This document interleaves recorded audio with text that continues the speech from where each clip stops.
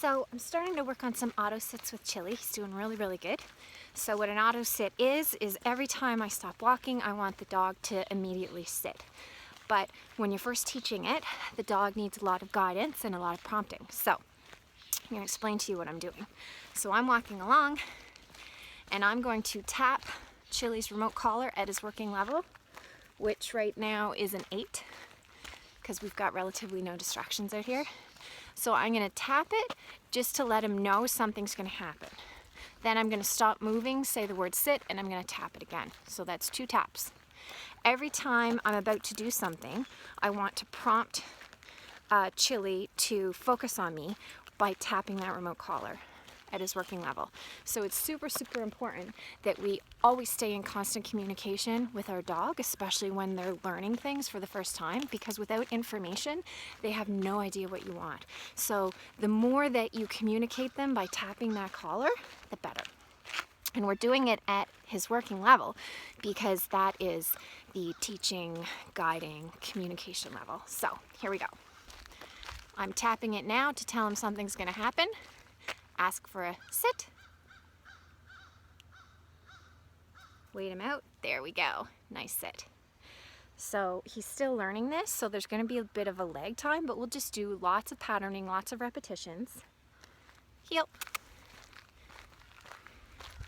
And also keep in mind, I don't know if you can hear the crows, but my friends the crows are over there in the yard. So they're distracting Chili a little bit. So that's fine. So I'm going to prompt him. Something's happening. Sit.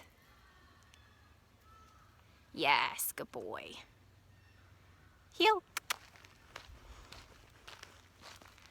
Prompting. Sit. Asking.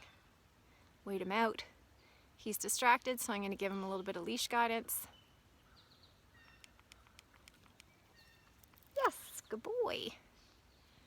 So this is a really good example of when the dog is distracted, that his working level needs to go up. So we were at an 8, so I'm going to take his working level to a 10.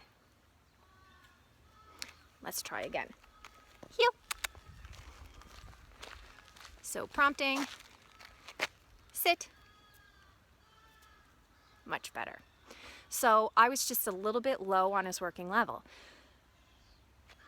When the crows weren't cawing and chattering over there, he was working fine on an 8. He could respond to that. But then when the crows started distracting him, he no longer felt the level 8. So I had to go to a 10 before that he could actually feel that, because he was just too distracted by the crows.